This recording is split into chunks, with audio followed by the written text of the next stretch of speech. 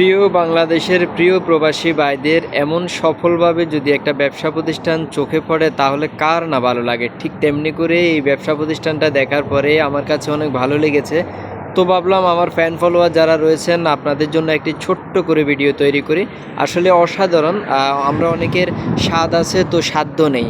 আমাদের দেশে আমরা কিন্তু এমন একটা ফার্নিচার তৈরি করে একটুখানি বসার ইচ্ছেটা আমাদের জাগ্রত হয়, তবে অর্থের কারণে সেটা সংকটে পরিণত হয়। আমরা হয়তো সেই কাজটা করতে পারি না। তবে প্রবাসী বাঙালির এই সুন্দর উদ্যোগগুলোকে আমাদের কাছে অনেক ভালো লাগে।